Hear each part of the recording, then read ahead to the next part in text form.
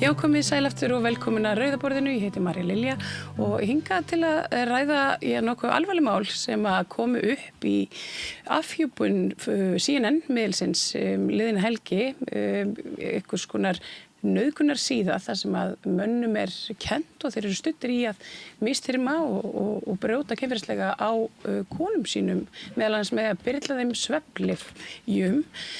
Hingað eru komnar, þær Drífa Snædal og Guðný S. Bjarnadóttir. Verið velkomnar. Takk. Takk. Ég veit að þið fylgdust með þessum fréttum. Við tölum það hérna áður en við fórum á stað að það hefur ekki verið mikið fjallað þetta mál eða þessa síðu hér á Íslandi, sem að mér þykir eiginlega alveg stórfurðulegt og svona, ég veit ekki alveg hvað ég að segja það, en það sem að komið hefur fram að þetta risastórt samfélag, þar sem að alltaf 62 til 5 milljón notendur eða flettingar á mánuði að ræða. Þetta risavaxinn vandi og þetta nú eitthvað svona sem að þið hafið verið að segja í svolítið mörg ára sé risavaxinn vandi en kannski ekki verið hlustað, greinilega ekki, nógu mikið. Hvað þetta, er þetta bara eitthvað svona sem í útlöndum og við þurfum ekki að hafa áhyggjur á Íslandi? Ég svona í ljósi þess að fjölmiðlar á Íslandi kjósa fjalla ekki þetta neitt sérstaklega?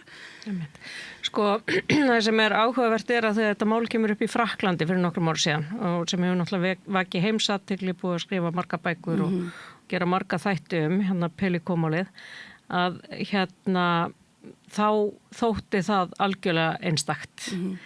Afhjúpun CNN helgina afhjúpar það að þetta var ekki einstakt mál, þetta var ekki einstakt tilvik, heimasíða eða vefslöð þar sem karlar koma saman til að ákveða það hvernig þeir eru að misnota beita konur ofbeldi, bara koma fram við þær eins og þeir hafi óskorða eignarhaldi við konum og þær séu bara kjötstykki til að þjónusta þeirra lægstu hvötum.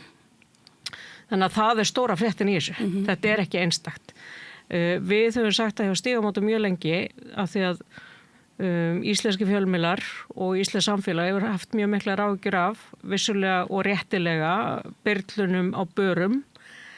Við sjáum töluvert meira byrlanir í samböndum. Það eru mál sem koma til okkar. Algengasta efni sem byrlað með áfengi. Þar að segja að fólk gerir sér ekki grein fyrir styrkleika. Það svona þrýstingur á að fá sér meira og meira. Og síðan viðkomandi orðinn varnarlaus. Við höfum ekki fengið mjög mörg mál þar sem beinlínis grunur svona að þú sért algjörlega slegin út óafvitandi og síðan nauðganir. En okkar reynsla hjá Stígamóta svo að það sem gerist erlendis að það gerist gjarnan hérna á Íslandi líka. Og þessi afhjúpun helgina hjá CNN sýnir bara hvað þetta skipulagt, hvað þetta útbreitt, hvað þetta landamæralaust. Þannig að þetta bara ein af þessum ömurlegu birtingarmyndum kynbundisofbeldi sem þrífst sannarlega hérna á Íslandi. Þannig að ég veit ekki hvort það ástæða til að ætla að við séum stikkfrí í þessu frekar en öðru. Nei. Það nú ekki langt síðan að það féll dómur bara, ég ætla að það hafi ekki verið í síðasta mánuði, féll dómur í einmitt nákvæmlega svona máli hér á Íslandi, þar sem að eiginmaður notfæri sér ástand konu sinnar sem að ýmist var bara svefndrukkin eða hreinlega áfengisdauð. Og ég birti þessar myndir og myndbönd af honum þar sem hann var að misnota hana á netinu og var jafnvel að fá greiðslur fyrir þetta. Þetta svona svakalegt mál. Þetta annað svona mál sem að kannski fór svo litið undir radarinn. Ég held að það hafi nú bara verið þolandans vegna sem svo sem allt í lagi og bara hið besta mál. En þetta greinilega risastórt vandamáli sem við segjum og þetta og bara birtingarmynda hverju í rauninni. Þetta svona, maður á svona erfitt með að sjá, bara, hvað þetta? Hvers konar eiginlega hryllingur þetta? Já, algjörlega og þetta þetta bara mjög sláandi fréttir og mér þótti nú áhugavert að fylgjast með ummælakerfum líka við þessar fréttir þó að ummælin hefur ekki verið mörg að þá byrtast þarna karlmenn og svo einhverju gerfi aðgangar sem fara að gera lítið úr því sem þetta að síðan hafi ekki bara verið með þessum nauðgunum inn á heldur hafi þetta verið annars konar klám sem ekki ofbeldisfullt eða ekki einhvern veginn misnotkun á konum og það svona verið að gera lítið úr þessu og ég í raun og veru skilða ekki vegna þess að þetta auðvitað bara grafalvarlegt mál og það hefur alveg sýnt svo sannað auðvitað að öll þessi mál sem gerast erlendis auðvitað gerast hér líka og það mætti að mörgu leyti bara hlutfallslega taka þennan hóp og ætla að einhverjir íslenski notendur séu þarna á þessari síðu, það ekkit óhugsandi. En hvað veldur þessu þetta bara þetta rótgróna viðhorf gagnvart konum að konur séu einhvern veginn til þess að þjóna karlmönnum eða til þess að bara eru afmennskar í umhverfinu. Þannig að ég að mínu mati það sem að ég flokka bara sem vandamál karla. Þetta karla vandamál og ég hefði viljað sjá sterkari viðbrögð frá körlum, hvort sem eru femínískir eða ekki, að bara sterkari viðbrögð í samfélaginu gagnvart þessu. Mér finnst þetta bara alveg ótrúlegt. Þetta það. Það eitt sem að svo óhugnalegt við að því þú minnist svona á að þeir segja svona, já það voru nú ekki öll vídeón inn á, en það og svona við erum flest farin að kunna á svona algoritma náttúrulega virka þannig á þessum tilteknum síðum og hefur margoft sýnt fram og að þeir byrja, þú veist, þeir ganga alltaf lengra til þess að halda þeir lengur við efnið, til þess að færa þeir einhvern veginn inn í svona dýpri og verri afkima og það bara nákvæmlega þess eðlis sem að þessar síður virka. Það hefur margoft komið fram í samtölum við bara svona Pornhub CEOs og aðra að þú veist, það þannig sem að þeir auðvitað ná í sitt efni, ná í sínar auglýsingatökur, halda þeir inn á vefnum. Þú veist, maður getur alveg gert sér hugmynd að þessi síða virki nákvæmlega eins og eitthvað svona, þú veist, fer inn á henni fyrir forvörðsakir og allt í einu bara komin í einhverja tótal vitleysu. Það annað í þessu sem að mér finnst svo vert einhvern veginn að skoða og það þessi samfélög karla, því að nú þekki ég samfélög kvenna á internetinu og þau eru mjög ólík þessu. Þar eru við ekki að valdefla hver aðra í að meiða annað fólk. Þar eru við að valdefla hver aðra eða venda hver aðra fyrir fólki sem meiðir annað fólk. En þessi samfélög kalla, þau eru einmitt í þessu, þú veist, þessi síða, hún með kennsluefni í hvernig beri að byrlamanneskjum, hvernig beri að þú veist, brjóta hann kynferðislega án þess að hún kannski farið að gruna það og annað slíkt. Og þetta þykir manni líka svo mikið áhyggjuefni. Ég meina, hvað með úlingana sem að rata inn á þessa síður og annað slíkt? Já, ég vil bara byrja því að taka undir með Guðni og þetta karla vandamál, þetta þeirra vandamál og enn sitjum við hér, 3 konur og ræðum þetta vandamál og hvað ber að gera í því, en það náttúrulega alveg ótrúlegur anskoti hvernig þetta gerist að kallar myndi svona samfélög. Það náttúrulega, ég skil ekki alveg hvernig það gerist, en það ég ekki hluti þessari karla menningu eða karla hópum, en hvernig þeir finna hvern annan. Við höfum orðið vitnað í ítrekkað að barnaníðingar finna hvern annan með einhverjum hætti og þetta það sem óhugnalegt í þessu hvað þetta skipulagt, markvisst, einbeitt, hvað einhvern veginn tilfinningar þeirra skipta engu máli. Það eru þarna menn sem ég er svolítið hrædd að drepa hana. Þeir eru alvöru að fara að taka sénsinn á því að drepa konurnar sínar. Vilja það helst ekki. Nei. En eru samt til í að taka sénsinn, það er bara viðhorf, þetta segir mann það náttúrulega líka hættulegast stæðu konurnar inn á heimilum, eins og við vitum. Þannig að, já, hvernig þetta gerist alveg ótrúlegt og líka það að þetta gefur einhvern svona hugmynd að menning karla sig gagnsýrð í því að þeir séu algjörlega stjórnlausar skepnur og við vitum að karlmenn almennt ekki stjórnlausar skepnur, en þeir þurfa líka að axla ábyrgð. Það ekki bara við sem erum að axla ábyrgð á að vernda konur og vinna úr öllu þessu ofbeldi og allt það. löngu komin tími til þess að kallar rísi upp og segi fyrirgefðu, þetta er ekki okkar menning, við viljum ekki hafa þetta svona, við viljum bera virðingu fyrir konum og við vitum að jafnrétti gagnast öllum. Það er löngu sannað að karlmenn eru líka hamingjusamir í jafnréttissamböndum. Þetta er ekki bara fyrir konur gert, þetta er gert fyrir allt samfélag og fyrir alla einstaklinga að vera ala á virðingu og jafnrétti. En síðan er annað sem maður er búin að vera að hugsa að sko það eru svo mikil átök í heiminum í dag og átök og orðræða í kringum átök og baráttu á milli þjóða og fólks afmennskar fólk. Og ég svona velti fyrir mér hvaða áhrif þetta muni hafa á ofbeldi gegn konum. Af því að þegar það verður raunverulega alltaf afmennska fólk að þá eru konur í sérstaklega hættu. Og það hefur bara sýnt sig í gegnum söguna og gegnum bara svona stríð bara fyrir alda og nútímans einhvern veginn að þetta er nákvæmlega það sem gerist. Já, og þess vegna er ekkert skrítið að sko konur hafa aðalega verið að berjast fyrir friði í gegnum tíðina og það er líka bara til að berjast gegn ofbeldi gegn sjálfu sér, ekki bara alheims heimsvaldastefnu eða eitthvað slíkt. Þannig að já, það getur verið faktor hér. Við tölum stundum afleiðingar ofbeldis og líka tölum við dómskerfið þessu hlutverk þess og MeToo-byltingin var svo sá ég nú bara síðast í dag klippu af Ingo Veðurguð á það sem hann kvartaði mikið undan MeToo-byltingunni og sagðist vera mikið fórnarlamb. Af einhverju leyti þá skil ég hann svo sem alveg hvað hann er að fara. Það er ekki droslega gott að vera hafnað að samfélaginu sínu. Maður getur alveg upplifað sem ofbeldi. En að öðru leyti þá skil ég líka hvaðan þolendur, hans meintu þolendur voru að koma. Hvernig getum við svona, bara svo við bara brainstormum 3 konur hvernig við eigum að laga þennan kallavanda. Þú veist, hvernig eigum að ná utanum þetta? Hvernig eigum að ná utanum þessa kalla, bara þannig að þeir sjáu og skilji og taki þátt og geri bara aktúalt eitthvað.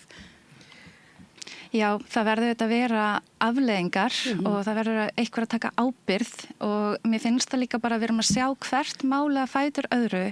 Epstein-skjölin, þetta, Giselle Pelicot, það sem að voru 72.000 karlmenn inn á einni grúppu með nákvæmlega sama hvernig þeir eru að byrla og nauðga konum sínum.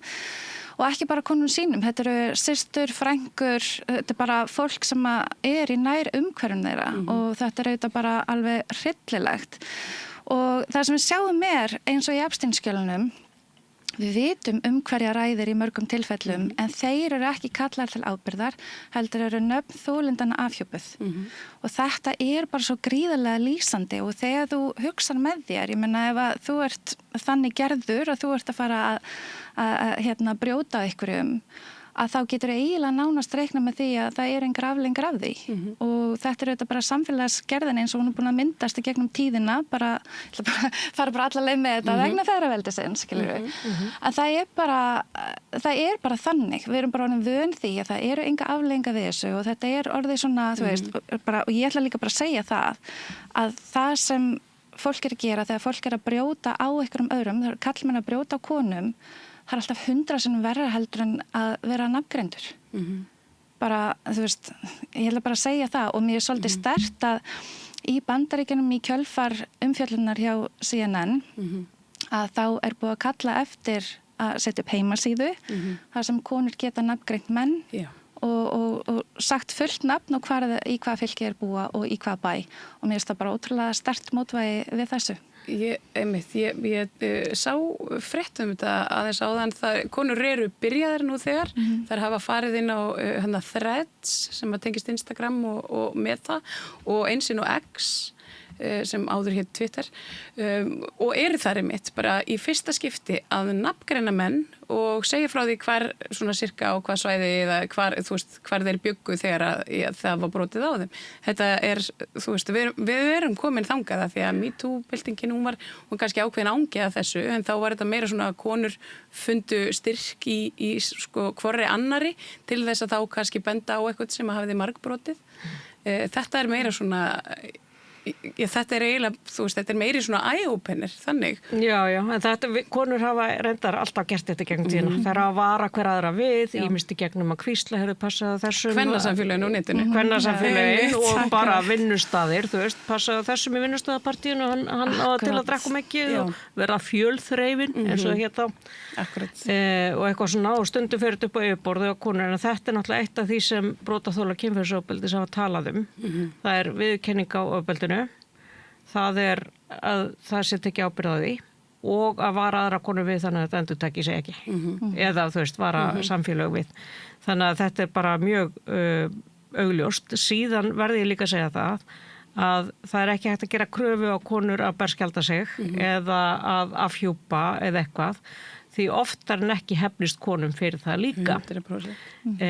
Og við sjáum það bara, konur hleypi sér kjark og afhjúpa ofbeldisgerðir og svo næstu árin eru karlmenn vælandi við því í fjölmiðlum að þeir hafa verið afhjúpaðir, nefna engin nafn hér.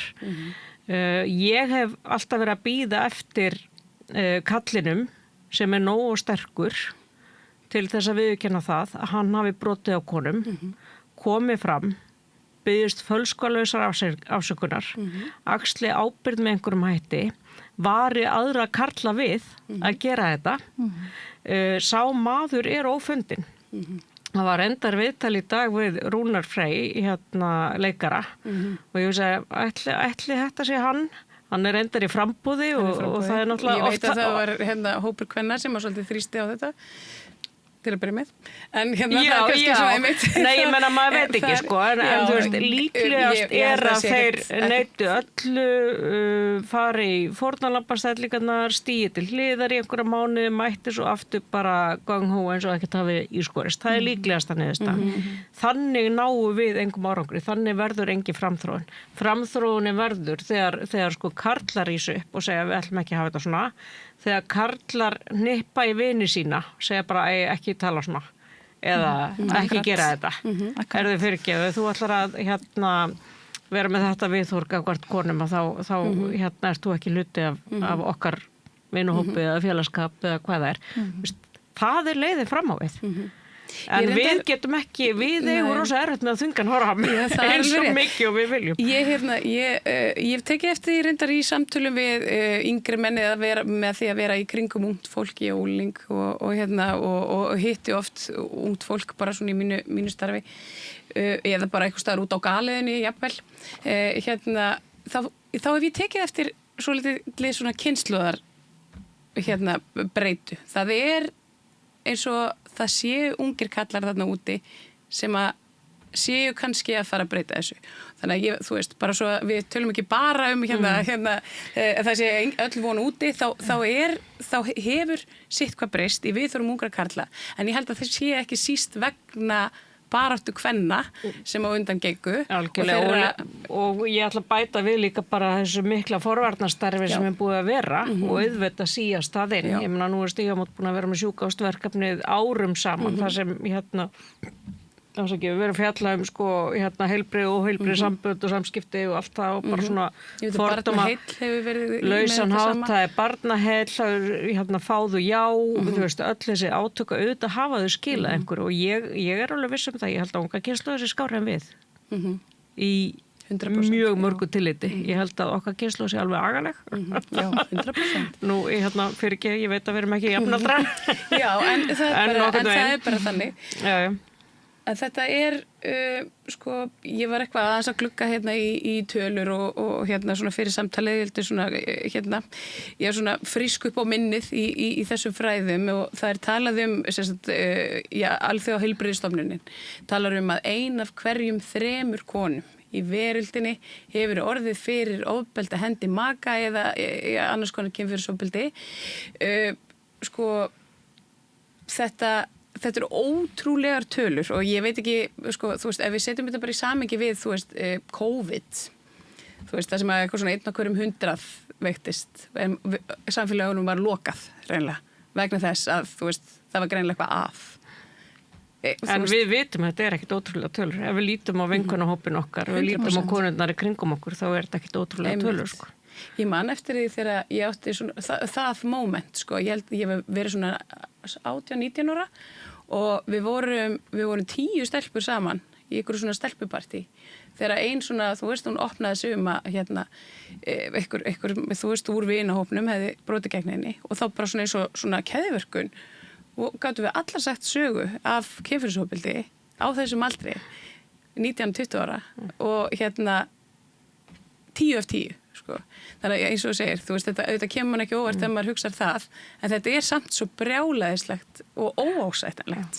Já, og ég spyr mig líka þeirra spurninga bara, hérna, hvers vegna við erum ekki bara með miklu víðtækara og virkara starf til þess að koma í veg fyrir þetta, eins og reyklausi dagurinn, það var bara allir allt inn bara hægt að reykja og þú veist, og svo var hérna... Nauðgunarlausi dagurinn, það var reyndar tilraun, hérna, það var svona comedy tilraun hérna fyrir nokkrum árum síðan, en hérna, þú veist, en þú veist, það þetta, sko. einmitt, að það þessi gríðarlega stóra vitundavakning sem verður að vera og karlmenn þurfa líka bara að vera miklu virkari í þessu með okkur. Þú veist, þetta tekst ekki bara með því að við erum alltaf að tala okkar raunveruleika, það þarf að viðkenna raunveruleika og það er að taka líka og þeir eru með alls konar hugmyndir hvernig þetta gera þetta betra og ná til fleiri og eitthvað slíkt, sko. Og ég myndi bara vilja sjá meira af því. 100%. Algjörlega.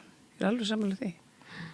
Það eins og segi þau, eru sko stígamót, eru orðin þessi svona lykilstofnun í íslensku samfélagi því miður, hörðum maður að segja, hérna ekki það að stofnun fólkið óbúslega fínt, starfi gott, en því miður, þá það bara staðan að hérna þörfin þetta mikil. Hafið þið svona í kjölfar þessarar umfjöllunar hjá CNN og svona, hafið þið verið að taka eftir einhverju breytingu í ofbeldi gegn konum? Sko, það svolítið erfitt að segja. Stafrænu ofbeldið, já. Það fleiri sem koma til okkur út af stafrænu ofbeldi. Við vorum að gefa út áskýrsluna í dag, birtana hérna á netinu. Og það aukning í því og aukning í stafrænu ofbeldi sem hluta af öðru ofbeldi. Það bara orði veruleiki. Og það nú eitt af þessu lögum töluvert áherslu á í fyrra. Það að svona greina frá því að afleiðingar stafræns ofbeldis geta alveg verið jafn miklar og af öðru ofbeldi þó að það sé engin snerting eða hérna líkamlegt. Og hérna það getur verið jafn skaðlegt því að við höfum sérstaklega áhyggjur af fólki sem hefur hérna glíma við afleiðingar vændis. Það að vera OnlyFans geta alveg haft sömu afleiðingar og það að vera í vændi í raunheimum. Þannig að við sjáum það og við höfum töluverðar ágjur af því og við höfum ágjur af því að fólk skilgreinir það ekki ofbeldi, það með einhverja óskilgreinda vanlíðan en skilgreinir það ekki sem ofbeldi. Þetta getur meira sér að tekið þær myndir að þú ert í sko einhverjum tölvuleikjum þar sem þú ert einhver karakter og einn karakter að beita annan karakter ofbeldi en þú ert svo samtvinnað þessu karakter að þú upplifir ofbeldið á eigin skinni. Skilji, þetta getur tekið þá hérna, það bara blúsandi ofbeldi í þessum svona tölvuleikjum sko, og þegar sko heimur þinn og veruleikin bundin þessum tölvuleik að þá getur þetta verið bara mjög alvarlegar afleiðingar í svona ofbeldi. Og líka annað með stafrænt ofbeldi að þegar við erum að tala þú veist að það sé verið að taka upp og dreifa myndum og eitthvað og enga stjórn. Þess að myndi bara lifa áfram og þar með lifir ofbeldi áfram. Skilji, það bara ofbeldið gegn þér, öðlast sjálfstætt líf og það hefur engi stjórn á því og það mjög, mjög traumatískt. Þú veist ekkert hvað þessar myndir eru, þú veist ekkert hver að horfa þær.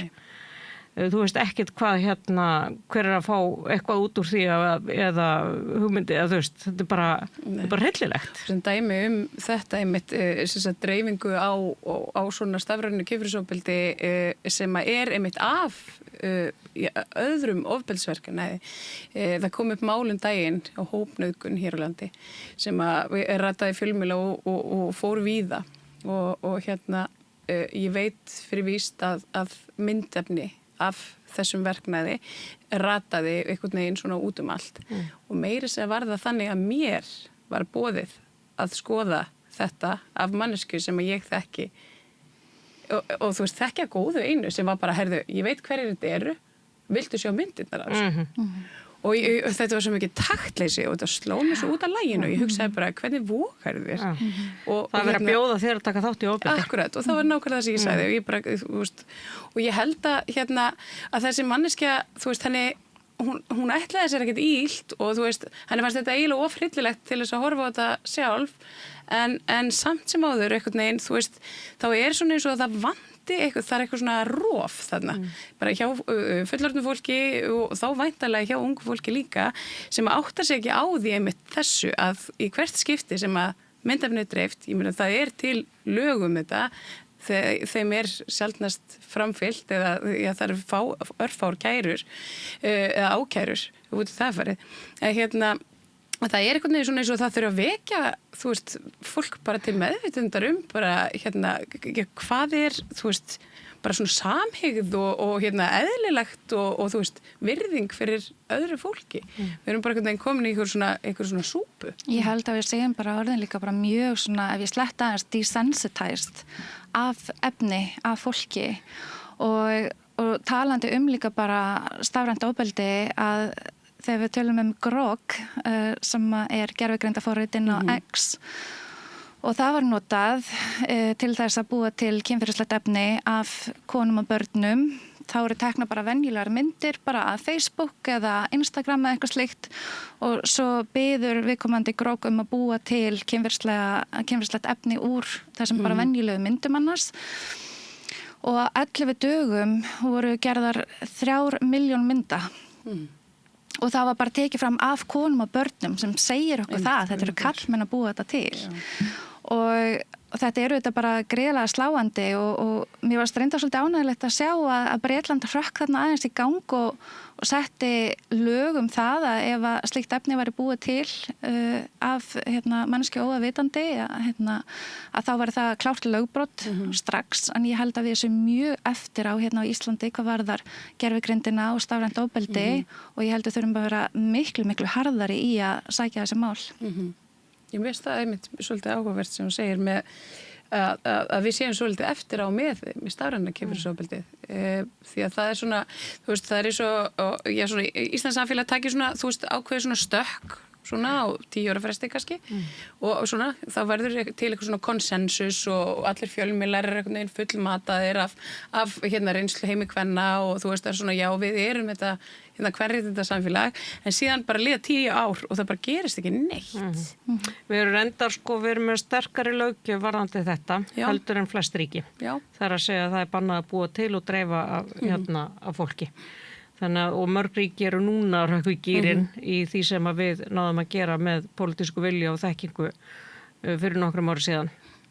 Þannig að það eru góðu fréttirnar og síðan Evrópusambandið að vinna direktív sem sagt ábyrgð gervigreinda fyrirtækja á því efni sem við búið til með þeirra tækni.